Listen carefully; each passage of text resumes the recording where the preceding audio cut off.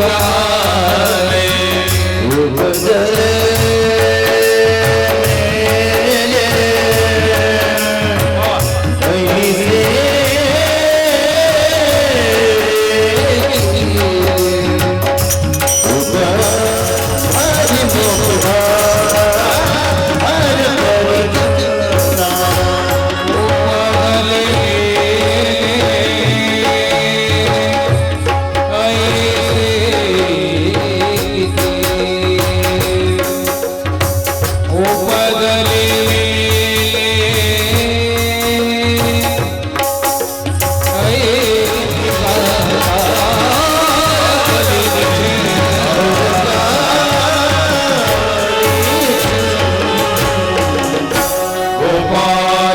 भगवान की हरि मुखे गाता हरि पली चिंता। हा हरि भजन करणारा जीव आहे। आणि काल ते यमदूत त्या जीवाला सांगत होते, बाबा रे आता रडून पश्चाताप करून काय उपयोग आहे, केले कर्म झाले त्याची भोग आले, घरच्यांना निरोप दे। हा जीव जड देहाने अगदी जड मनाने त्याची इच्छा होत नाही, घर सोडून जायचंय, नातेवाईक सोडून जायचे, कारण आपल्याला जरी तो दिसत नसला तरी तो सगळ्यांना पाहतोय। शेवटी यमदूत त्याला ओढत नेतात। प्रवास दक्षिणेच्या मार्गाला आहे, भूतलापासून दक्षिण दिशेला आपण यमनगरी म्हणतो। यमाची दिशा दक्षिण आहे आणि म्हणून या जीवात्म्याचा आता दक्षिण दिशेकडे महामार्ग प्रयाण आहे। आता आपल्याकडे नाव आहे समृद्धी महामार्ग। हे महामार्ग गरुड पुराणातच लिहून ठेवलेला आहे। आणि समृद्धी महामार्गावरती लोक म्हणतात समृद्धी महामार्गावरती ऍक्सिडेंट फार होतात, मृत्यूचं प्रमाण फार झालंय। अरे हा गरुड पुराणात सांगितलेला महामार्ग म्हणजे मृत्यूचाच। इथे सगळे मृतात्मेच। या महामार्गे गमन करी प्राणी। आता ते यमदूत त्या जीवात्म्याला घेऊन महामार्गाला निघताय। दिवा रात्र बुभुक्षित मार्गी असे पत्रादिवणे बहुत, दुःख अत्यंत तेने पावती। मार्गात घोर वन आहेत, कठीण प्रसंग आहे, याच्यातून ह्या जीवात्म्याला पार व्हायचं आहे। किती अंतर आहे हो? असेल 5, 25, 50 किलोमीटर नाही। मी काल सांगितलं तुम्हाला यम लोकाचं अंतर गरुड पुराणात दिलंय। ते सांगतात आपल्या जड देहाचा आणि पिंडज देहाचा फरक आहे बरं। जड देहाला 10 महिने लागले आईच्या गर्भात, पिंडज देहाने तेच अंतर 10 दिवसात पूर्ण केलं। पूर्ण वाढ, पूर्ण अवस्था 10 दिवसात। तर आता याचा स्पीड, याची कॅपॅसिटी ते सांगतात 247 योजनासी प्रतिदिवशी चालावे लागे प्रेतासी। 247 योजन पर डे। आता 247 योजन, योजन आजकाल राहिलं नाही। फरलांग, मैल, आणखीन काय होतं, कोस, कोस। हा आता हे काही कोणाला समजणार नाही, पण तरी गुगल बाबा सांगतात 12 किलोमीटरचा 1 योजन। आपण 12 किलोमीटर नका धरू, 10 किलोमीटर हिशोबाला सोपं, 2 किलोमीटर कन्सेशन। 10 किलोमीटरचा 1 योजन जरी म्हटला तरी 247 योजन पर डे, 2400 एका दिवसाचा स्पीड या जीवात्म्याचा आहे, तेही न थांबता पर डे, दिवस रात्र 24 तास 247 योजन त्याला चालावं लागतं। हा स्पीड आहे त्याचा। या स्पीडने ज्या वेळेला तो चालतोय दिवस रात्र, त्या वेळेला तो 1 वर्षाने यमलोकाला पोहोचतो। आणि आपण म्हणतो कोणी पाहिलं स्वर्ग, कोणी पाहिलं मृत्यू, यमलोक कोणी पाहिलं, ह्या स्पीडने जावं लागेल, वर्षभर प्रवास करावा लागेल, तेव्हा यम मार्गाला पोहोचणार आहे. आपण अजून त्या अवस्थेला किंवा त्या शोधापर्यंत पोहोचलो नाही. आपण फक्त चंद्रापर्यंत, मंगळापर्यंत फार तर पोहोचलो. तिथेही 2-3 फेऱ्या माराव्या लागतात, तेव्हा एक फेरी आता सक्सेस होते. विज्ञानाची प्रगती करेल, विज्ञान प्रगती यम लोकांपर्यंत पोहोचेल यान घेऊन, की बा तुम्हाला सोपं जायला आम्हीच एक ट्रॅव्हल करतो, इकडून एक खट्टे भरून आणत जाऊ इकडे, किंवा मग इथेच कुठे प्लॉटिंग असेल तर इथेच सांगा, म्हणजे न्यायला आणायला सोपं तुम्हाला जवळच्या जवळ पडेल. पर डे 247 योजन हा जीवात्मा चालतोय.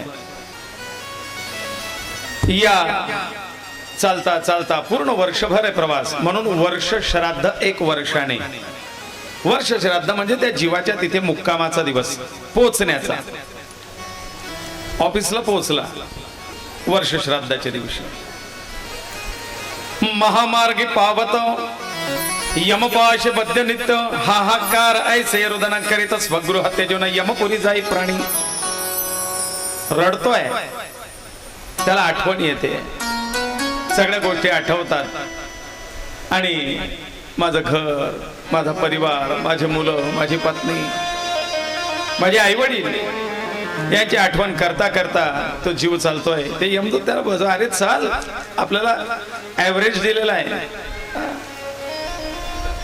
एखाद दिवशी समजा 13व्या दिवशी निघाला ना जीव, 16व्या दिवसाचं पहिलं मडकं, 16व्या दिवसाचं पहिलं श्राद्ध, 13, 14, 15, 16 लगेच त्या दिवसाचं श्राद्ध. म्हणजे त्याला भोजनाची विश्रांती, फार सवय नसते ना चालायची, म्हणून तेवढं कन्सेशन यमदूत देतात. चल 3-4 दिवसात पहिला स्टॉप. तसं काल कसं 3.5 तास, थोडं कन्सेशन, 3.5 तास कथा, पण त्याची भर काढावी लागते ना, 4 तास लगेच कंटिन्यू. कन्सेशन म्हणजे मी म्हटलं ना, आनंद पुढे दुःखाला कारणीभूत आहे. काल अर्धा तास कमी बरं वाटलं, पण आज पाटा पडणार आहे.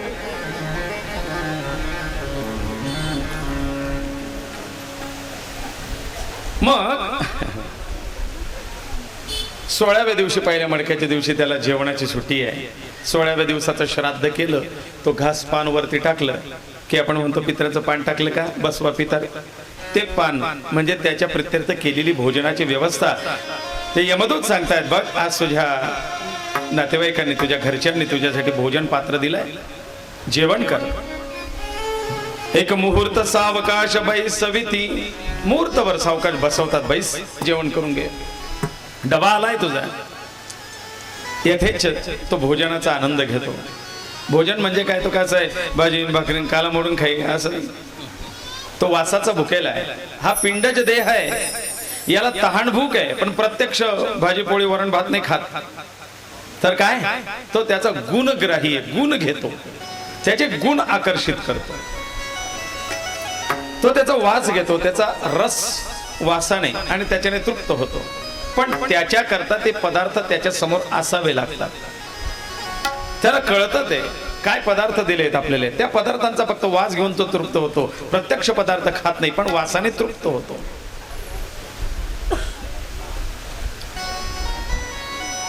आचारी दादा इथे जेवतात. संध्याकाळी त्यांना विचारा, जेवण पोटभर जातं का? कारण दिवसभर त्या भट्टीजवळ राहिल्यामुळे त्या पुऱ्या तळण्याचा वास, त्या भाजीचा वास, त्या पोळ्यांचा वास, त्या वासाने भोजन जात नाही, जेवण जात नाही. महिला सुद्धा घरी स्वयंपाक करतात, सणवार असतो, म्हणतात नाही, ते वासाने पोट भरतं. या जड देहाचं सुद्धा वासाने पोट भरतं, तृप्त होतो. काय छान वास आला वास तुमच्याकडे मसाल्याच्या खिचडीचा. तसा तो जीवात्मा म्हणतो, त्या वासाने तृप्त होतोय. माझ्या घरच्या लोकांनी मला सुग्रास भोजन दिलंय, आनंद वाटतो. जीवात्म्याने ते यमदूत सांगतात, चाल झालंय भोजन, आता पुन्हा पुन्हा लाड नाही, आता कंटिन्यू चाल. त्या दिवसापासून निघतो तर पहिल्या महिन्याचा पित्तर होई तोपर्यंत 15 दिवस कंटिन्यू. आता हा दुसरा टप्पा 15 दिवसाचा, 15 वाड्याचा. मग तिसऱ्यापासून जो महिना ते महिना, महिना ते महिना, महिना ते महिना, अहो रात्र दिवस रात्र घुमाल नाही. सात्विक जीव आनंदाने जातोय. जो दृष्ट जीव होता त्याला पीडा देत जातात. पण जो सात्विक सत्कर्म करणारा जीव आहे, या जीवाला न्यायला यमदूत नाही येत. यमदूत येतात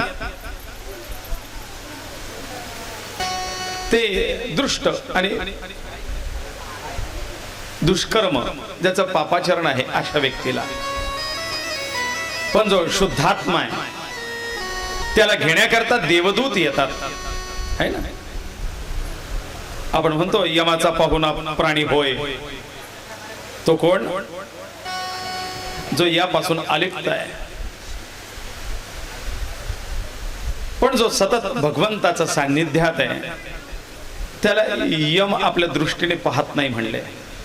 यमदूत त्याला घ्यायला येत नाहीत. आलेही तरी देवदूत त्यांच्याशी लढून त्यांना परत पाठवतात. बस हा आमचा वैकुंठाचा अधिकारी आहे, हा वैकुंठवासी आहे, हा मुक्त आहे, हा नारायणाचा पाहुणा आहे, याला आम्ही घ्यायला आलोय, चला हा तुमचा नाही. आणि म्हणून अशा या पुण्यात्म्याला त्याच्याकडनं पूजा करून घेऊ. हा हो हो, अशा ह्या पुण्यात्म्याला भजन पूजन कीर्तन स्मरण त्या जीवाला जो सुखाने भगवान परमात्मा घ्यायला पाठवतो तो वैकुंठातून देवदूत पाठवतोय. आणि म्हणून त्या अवस्थेमध्ये भगवंताचं नाम घ्या म्हणजे यमाच्या दूतांचा सामना करावा लागणार नाही. जिस हाल में जिस दे राधा रमण राधा रमण राधा रमण कहो.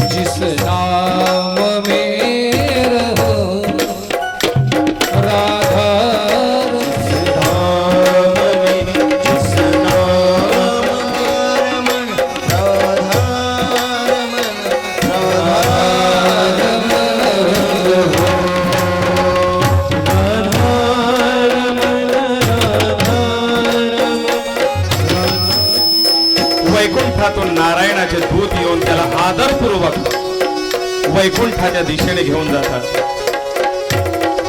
त्याला मार्गात कुठल्याही प्रकारची पीडा नाही. भगवंताचं नामस्मरण नाम कीर्तन करत ही देवदूत त्याला वैकुंठाकडे प्रस्थान करत घेऊन जातात. हा उत्तरेचा मार्ग आहे. रमण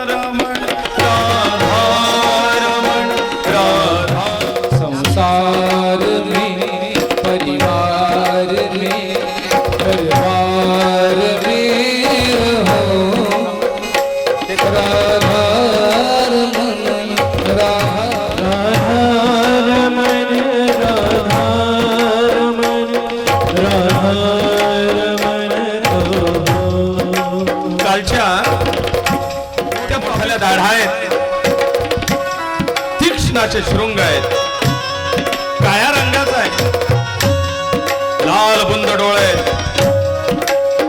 जवळ मोठा रेडा आहे, हातामध्ये पाश फास घेतलाय, एका हातामध्ये सोटा घेतलाय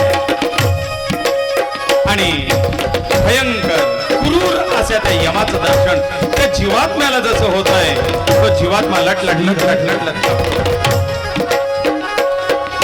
परंतु त्या यमाचं दर्शन या पुण्यात्म्याला नाही होत बरं का. याला दर्शन कसं होतं, जणू काही हा दुसरा नारायण, तो उग्र यमदूत यमराज नाहीये, हा जणू काही नारायण यमाच्या गादीवर बसलाय. याला नाव आहे धर्मराज. त्या धर्मराजाचं दर्शन, सात्विक यमाचं दर्शन आपण पाहूया. राधा रमण राधा रमण कहो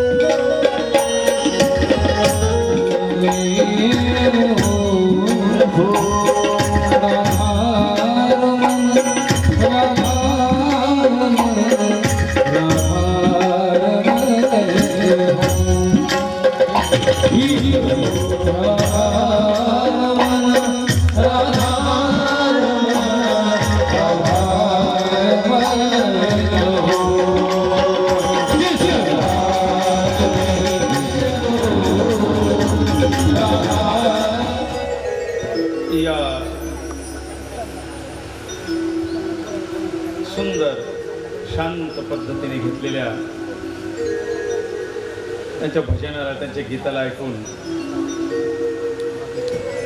पूज्य मोरारजी बापूंचा ग्रुप किंवा रमेश भाईजी ओझा यांचा ग्रुप मला आठवतो. कुठल्याही प्रकारचा धांगडधिंगा नाही, आरोळ्या केकोट्या नाही, शांत स्थिर पद्धतीने भजन गाणे, कथेला अनुसरून आणि कथेचं सात्विक वातावरण जपत केली गेलेली ती भगवंताची आळवणी, कथेला साथ कशी असावी या कलाकारांचं खरोखर म्हणजे कथाकाराचं भाग्य, चांगले लोक मिळणं.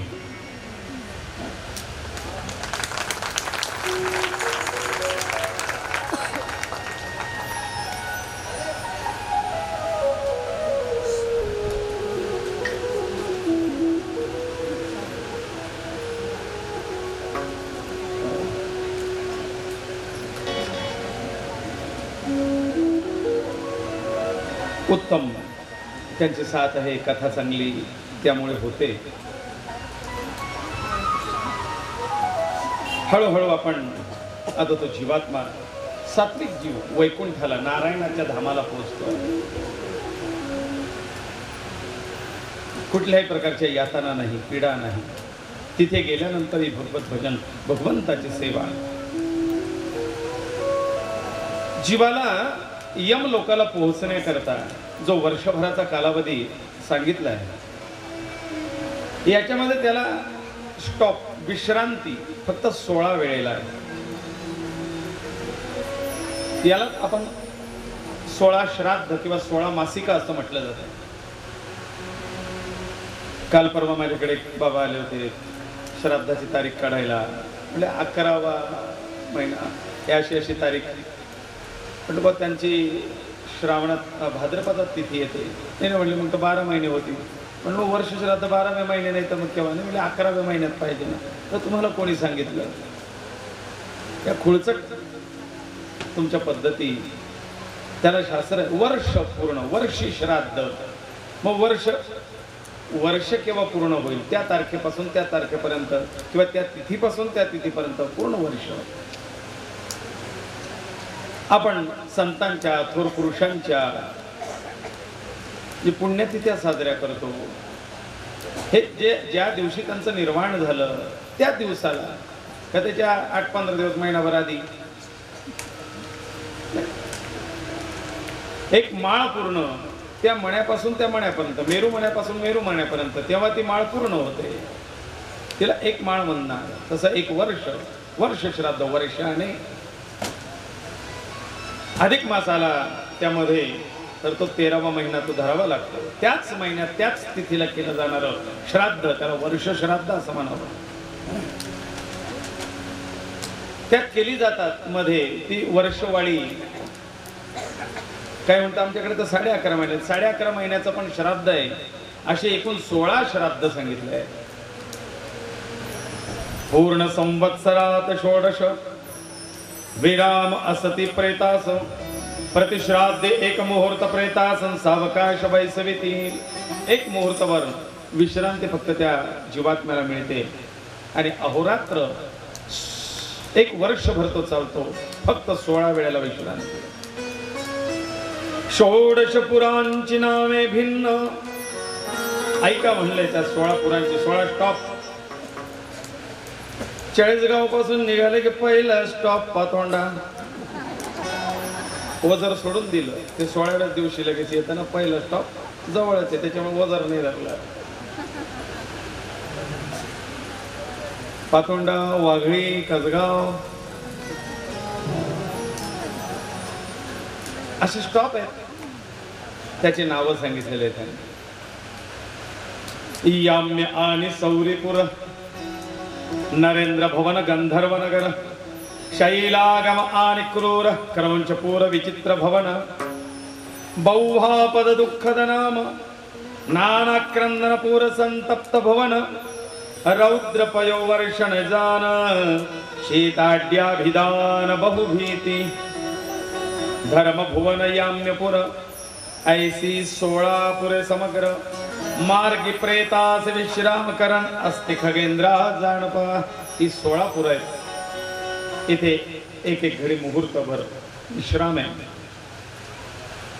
त्या त्या ठिकाणी दिलेलं अन्न हे त्या जीवात्म्याला निवांत बसून खाता येत आहे. काही लोकांना वेळ नसतो.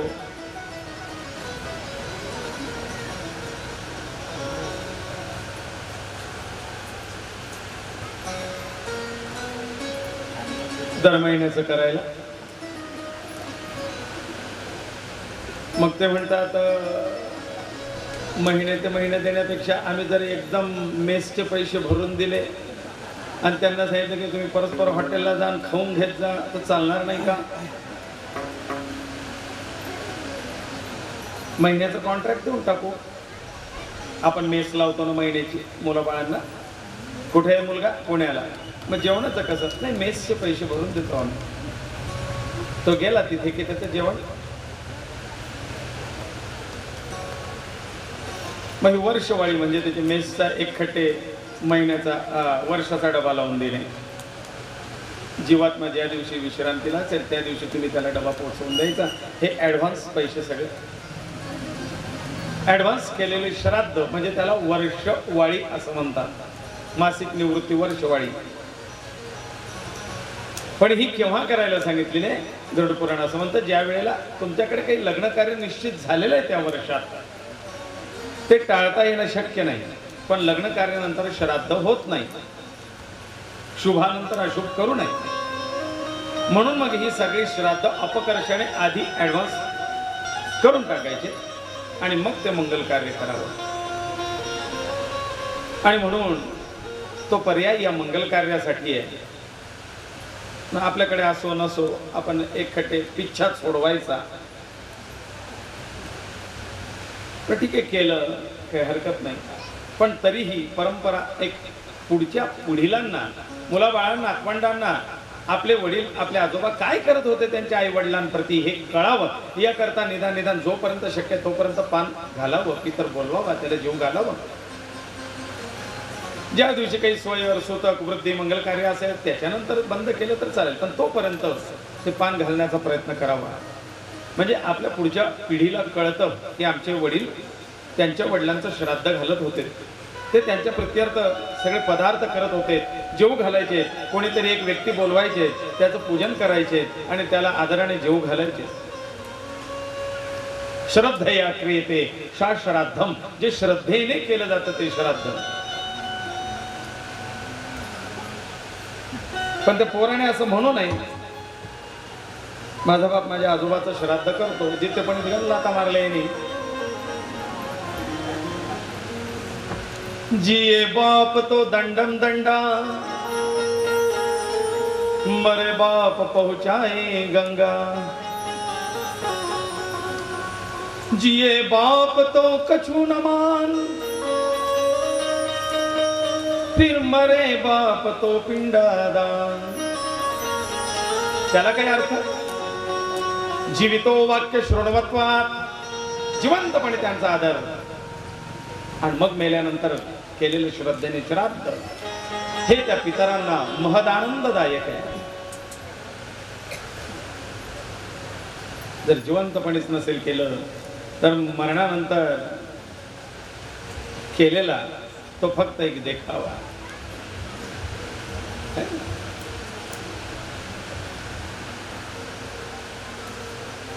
काय ते वाक्य?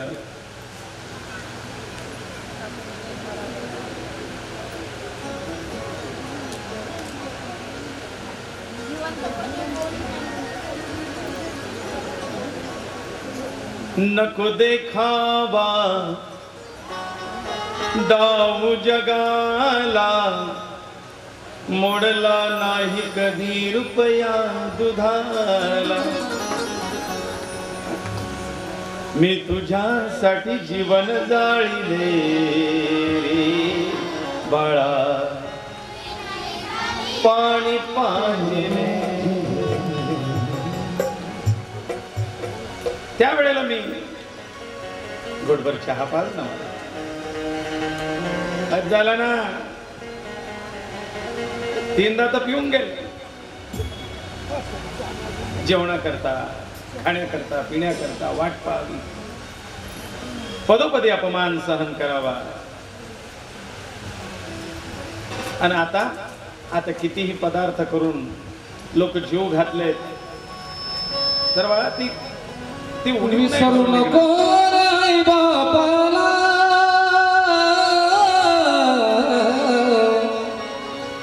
विसरू नको रे आई बाप. धरली सुखाची छाया रे वेड्या, मिळणार नाही पुन्हा आई बापाची माया. मिळणार नाही पुन्हा आई बापाची माया. मिळणार नाही पुन्हा आई बापाची माया.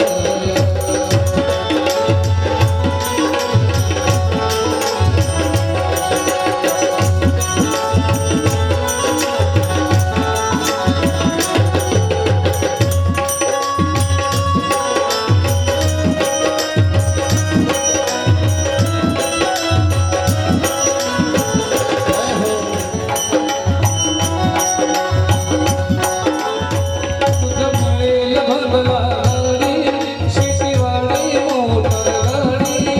जमलेल भगवानी, शिशीवाडी मोटरगाडी. आई बाप मिळाली, राहुदे थोडे.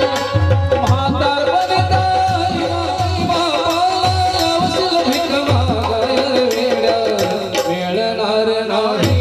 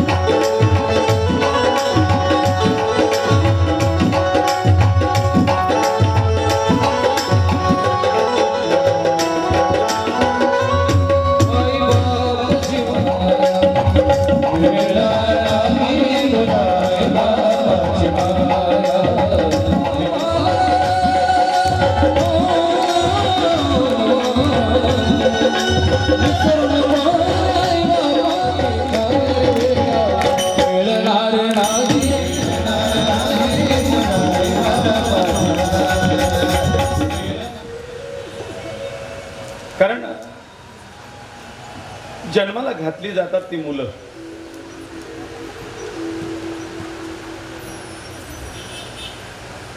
पशु पण जन्माला घालतात ती पिलं, पण त्या मुलाला पुत्र होण्याचा अधिकार हा या श्राद्ध कर्माने प्राप्त होतो. पुराणात असं म्हटलंय, जीवितो वाक्य शृण्वत्वा मृततो भूरी भोजनात गयायाम पिंडदानेन त्रिवी पुत्रश्च पुत्रता. जिवंतपणी जो आई वडिलांचा सन्मान करतो, त्यांच्या मृत्यूनंतर त्यांची यथोचित श्राद्ध पद्धती पूर्ण करतो आणि एकदा त्यांच्या प्रित्यर्थ गया श्राद्ध हे करतो. या 3 कार्यांच्या परिपूर्णतेनंतर त्या मुलाला पुत्र होण्याचा अधिकार प्राप्त होतो. तोपर्यंत तो मुलगा होऊ शकतो, प्रॉपर्टीचा वारस होऊ शकतो, पण पुत्र ही संज्ञा तो परिपूर्ण करत नाही. कारण पुत्र हा एक संस्कृत शब्द आहे. त्या मुलाला पुत्र असं एक पद आहे. पुन नाम नरकात त्रायते सहा पुत्र.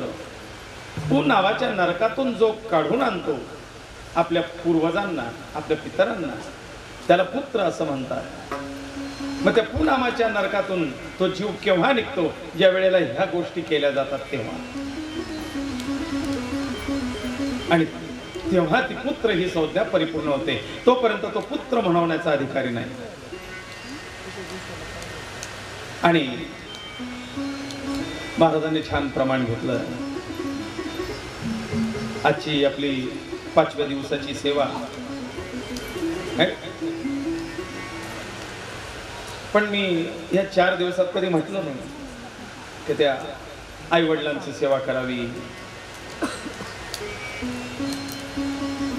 आजकाल कथा कीर्तन म्हटलं की आईचा विषय,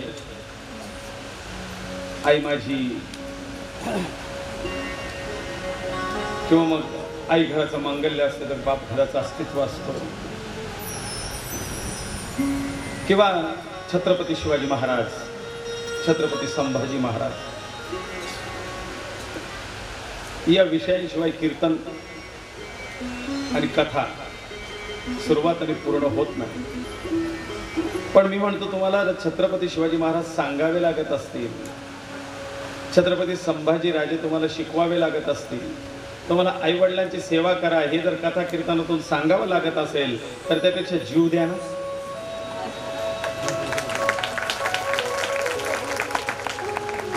मी सांगावं मग दुसऱ्यांनी ऐकावं त्याप्रमाणे वागावं एवढे आपण नागपुषे तर नाही ना. आई वडील सांगावे लागावे हे राष्ट्राचा धर्माचा अभिमान हे आपल्याला सांगावे लागावे. लहानपणापासून आपण तेच वाचतोय, इतिहास वाचतोय, लहानपणापासून शिकवलं जातंय, तरी त्या गोष्टी पुन्हा पुन्हा पुन्हा पुन्हा सांगाव्या लागाव्यात हे आपलं दुर्दैव आहे.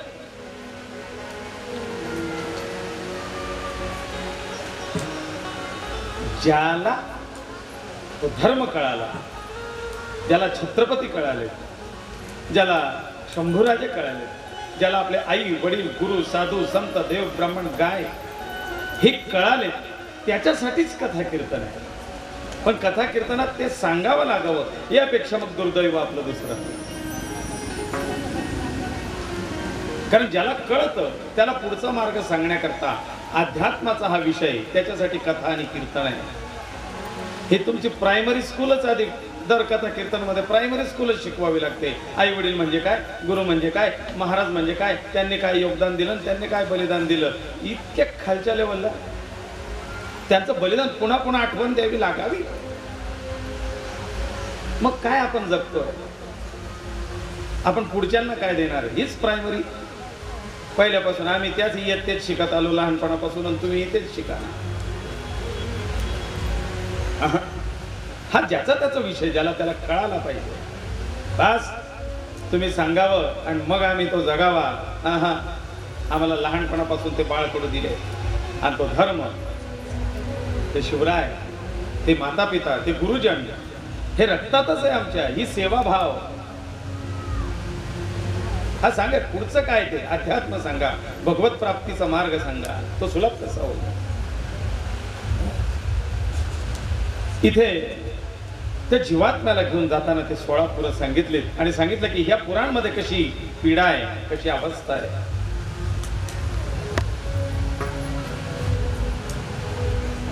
त्या मार्गे मर्गट परी काय कर्म म्या जन्मांतरी केले अंतरे आठवीत. त्याला आठवतात मी काय कर्म केले, जन्मापासून मरणापर्यंत मी काय जगलो, काय वागलो लोकांशी. सदाचार सोडला, अनाचाराने अन्यायाने अत्याचाराने वागलो. आळस आणि निद्रा करिता त्यागीला सर्वथा शिष्टाचार. आळस आणि निद्रेमध्ये मी शिष्टाचार विसरलो. वागणं बोलणं चालणं हा आचार विसरलो. आळस आणि निद्रा, आळसात जीवन घालवलं. निद्रा रात्री दिवसा कथे, जिथे संधी मिळेल तिथे झोप.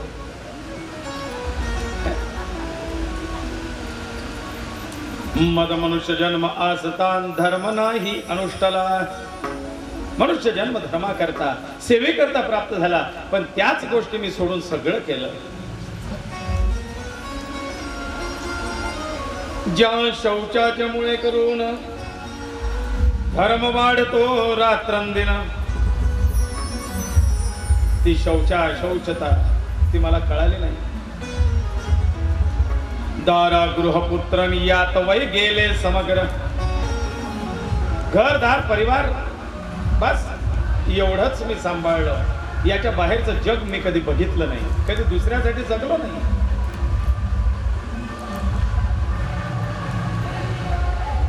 नित्य अन्नदान परोपकार नाही लव मात्र खर्चिले. कधी अन्नदान केलं नाही, कधी परोपकार केलं नाही, न तीर्थयात्रा केल्या. मी नाही केले दान, नाही घडले हवन. मनुष्य पक्षांचा धरुणी भाव, न केले गोसेवन. पशु पक्षी जीवजंतू यांचा भाव धरून मी त्यांच्याप्रती काही केलं नाही. मी बघितलं 2 घर सोडून तिकडे गाडी लावताना दुपारी एक टाकी ठेवलेली आहे, त्याच्यात पाणी भरलेलं होतं, कुत्रा पाणी पित होता. काही लोक आपल्या घराच्या बाहेर काहीतरी पाण्याचं भांड भरून ठेवतात. जीवजंतू पशु पक्षी तिथे पाणी प्यावे, अन्न खावं. काही गावातून लोक असे आहेत जे कन्नड घाटात जाऊन त्या माकडांसाठी फळं आदी खाद्य पदार्थ देऊन ते येतात. पाण्याच्या टाक्या केल्या आहेत, त्या पाण्याच्या टाक्या भरून येतात. उन्हाळ्यात आपले पिण्याच्या पाण्याचे हाल, त्यांना कोण पाणी देईल, त्यांची व्यवस्था. ते एक सत्कर्म आहे, सेवा आहे. मनुष्य पक्षांचा धरुणी भाव, मुख्य जीवांचा सुद्धा विचार करावा. सेवा हा आपला काल परवापासूनचा चाललेला विषय आहे. सेवा धर्म, कोणी काही सेवा करताय, कोणी काही सेवा करताय. मी तुम्हाला सांगितलं कोणी ताट पुसण्याची सेवा करताय, आबा काका. तसं हेमंत दादांना मी काल बघितलं, वरतून पाऊस पडतोय. आपले फोटोग्राफर हेमंत शिरुडे, वरतून पाऊस पडतोय, तिथे चिखल झालेला आहे. जी आपल्या कथेसाठी आलेली वृद्ध मंडळी आहे, त्यांच्या मोटरसायकली लावलेल्या आहेत. हे जर त्या ठिकाणी गेले आणि मोटरसायकल ओढून काढायचा प्रयत्न केला, पाय निसटेल, पडतील, अंगावर गाडी पडेल, दुखापत होईल. म्हणून त्यांनी सांगितलं बाबा राहू द्या, मी गाडी काढून देतो. त्यांनी त्या चिखलातून गाड्या काढून रोडावरती आणून देण्याचं काम. हेमंत दादा, ही एक सेवा झाली म्हटलं. न कळत काहीतरी कार्य घडतंय, ती पण एक सेवा आहे.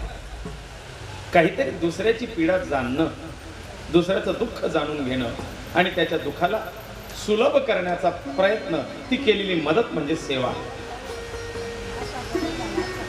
कोणी कशा प्रकारे करताय, कोणी कशा प्रकारे करताय.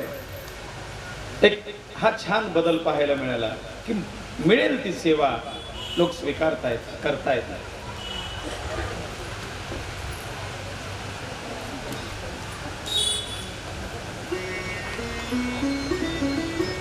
इकडे नाही केले नित्यदान, न झाले गोसेवन. गाईची सेवा कधी मी केली नाही, कधी दान धर्म केला नाही. आणि नाही रुद्र जप विष्णू पूजन, तीर्थयात्रा न घडल्या कधी. कधी विष्णूची पूजा, कधी शिवाची अर्चना ही केली नाही. तीर्थयात्रा नाही. कल्याण आपुले केले, मात्या पित्याचे चरण न वंदिले. मधुरवाणी न तोषविले, आप्तजनासी मी कधी. न कधी आई वडील गुरुजनांची चरण सेवा, त्यांचा नमस्कार मी केला नाही. मधुरवाणी न तोषविले, कधी कोणाशी गोड बोलणं. अहो संपत्तीचा, पदाचा, प्रतिष्ठेचा अहंकार असल्यामुळे मी कोणी माझ्याजवळ बोलायला आलं तरी त्याच्याशी बोलायची इच्छा आहे, तुच्छ लेखत होतो.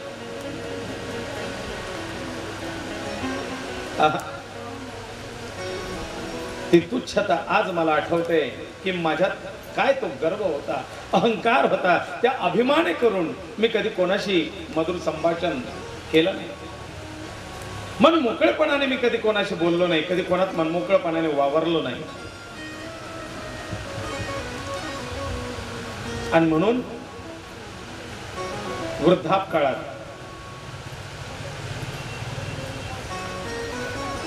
ते काय म्हणतात त्याला, लाफिंग मंडळ. सकाळी सकाळी कृत्रिम हसणं शहरामध्ये पाहायला मिळतं. कुठेतरी बगीच्यामध्ये 8-10 म्हातारे वयोवृद्ध लोक, आजी बाबा असे ते ग्रुप जमलेला असतो आणि ते मोठमोठ्याने हसत असतात. मग घरीच हसा, खेळा, आनंदात राहा. तवय तर सोन बोले तर तू नाक मोडे, सोनले देखी देखी नाक मोडे.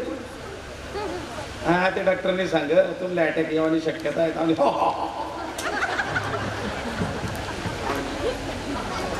हे कृत्रिम हसणं जीवनात काय उपयोगाचं? खळखळून हसा ना, हसा आणि निरोगी राहा. सगळ्यांची हसून खेळून प्रेमाने आनंदाने राहावं, जगावं. कारण ही 4 दिन की जिंदगी है, निघून जाईल, मग फक्त आठवणी राहतील. आमच्या काका लेके आया बंदा क्या लेके जाएगा.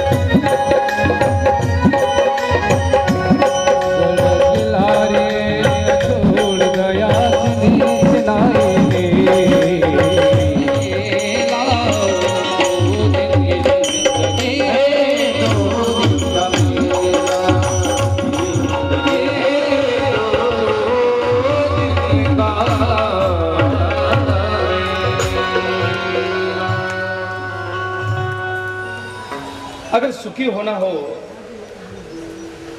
तो ये मार्ग अपनाओ. कोई संत कहते हैं मैंने सुखी होने के लिए बस एक काम किया, किसी से माफी मांग ली और किसी को माफ कर दिया.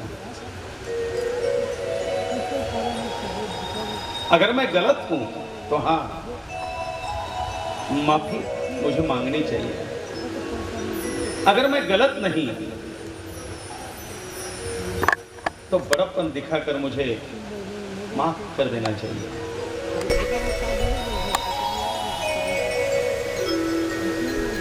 या ठिकाणी ज्या निंदेने प्राप्त नरक, ती निंदा मी केली न करता विवेक. सतत निंदा, याच्या त्याच्याबद्दल बरं वाईट बोलणं, याशिवाय माझा विषय नाही. कधीतरी चांगले गुण, चांगलं बोला. कोणाच्या निंदा ऐकू पण नाही असं म्हटलेलं आहे. दुसऱ्याच्या निंदा आपण ऐकाल तर त्याला दोषाला पात्र आपण व्हाल. आणि म्हणून तो म्हणतो की मी निंदा आयुष्यभर केली, कधी कोणाबद्दल चांगले शब्द नाही वापरले. दुसऱ्याचे गुण पाहण्यापेक्षा माझं अवगुणांकडे लक्ष जास्त असायचं. दोष, आता वेळ चांगली आहे, विषय पण आहे, मौका भी है, दस्तूर भी है.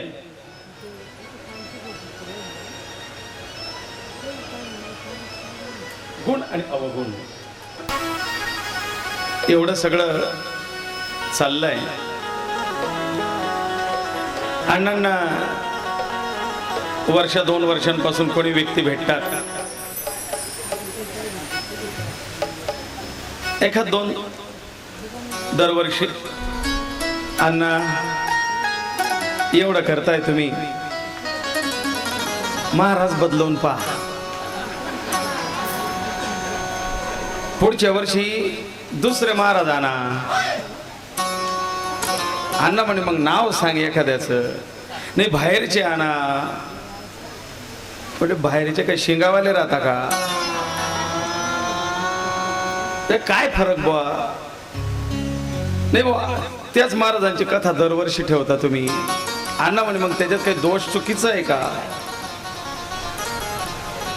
महाराजचं काही चुकलं का?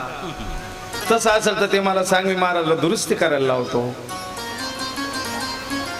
म्हणे नाही तसं काही नाही. मग बदलावायचे कशाला? म्हटलं अण्णाला म्हटलं मग आता भर सभेमध्ये सगळी कथा चालू असताना सगळ्यांची उपस्थिती असताना एकदा विचारूनच घ्या, पुढच्या वर्षी बदलावायचं का बुवा? हे मॉडेल पाहू कंटाळा आला, जाऊ द्या दुसरं घेऊ आपण. हे ना काही तेच विषय तोच विषय बुवा, कंटाळवानं होत आहे. काय आनंद मिळतो काय माहिती. पण अण्णा दरवर्षी म्हणतात मला, गुरुजी एखाद दोन लोक असे पण भेटतात जे मला सांगतात बदलावून पहा ना. आता 5 वर्ष झाले. म्हटलं मला प्रॉब्लेम नाही, त्यांना प्रॉब्लेम नाही, म्हणे तुम्हाला काय अडचण? मी म्हटलं अण्णा मग त्यांना सांगा ना, यावर्षी खर्च तुम्ही करा, एखादा प्रोग्राम ठेवा, बाहेरचे बाबा बोलवा, आम्ही पण येऊ कथेला. तोंडाचे वाफा गाळून का उपयोग नाही ना. आपल्याला जर I want to change, you can do it. तू कर, करायला काही हरकत नाही, तुला करा. म्हणतो कथा दरवर्षी झाल्या पाहिजे, दर महिन्याला झाल्या पाहिजे. चाळीसगावात नवीन नवीन उलट काहीतरी चांगलं ऐकायला मिळेल. पण दुसरा करतोय त्याच्यात आडवा पाय घालून आपलं हे करायचं. पण तेही सांगत नाही ना. कोण आणायचं बाबा? काही नाव आहे का? काही सांगा. मी म्हटलं आपलं काही शिक्कामोर्तब नाही अण्णा. पण अण्णा म्हणतात ये दोस्ती हम नहीं.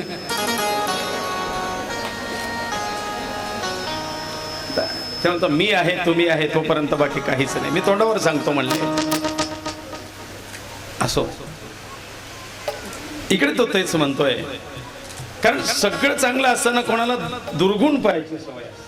कोणाचं लक्ष तिकडे असेल, चांगल्या गोष्टीकडे राहणार नाही. सांगायचा उद्देश तो. आणि सांगितलं पाहिजे ना. दोष असेल, अण्णाने प्रश्न विचारला तो, काही चुकत असेल तर सांगा, मी दुरुस्ती करायला लावतो.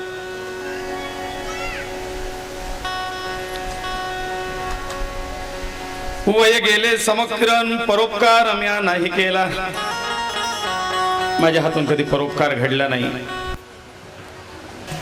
मग ह्या सगळ्या गोष्टी तो आठवत आठवत आता कष्टी होतोय.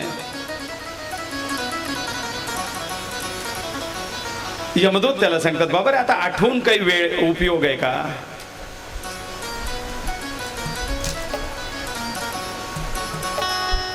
काही उपयोग नाही. मग क्रूर यमदूत ताडीत कष्टे मार्गे तो प्रेत चाले. यमदूत ताडत ताडत त्याला मारझोड करत चाललाय पुढे. मारते तोडी ती झोडीते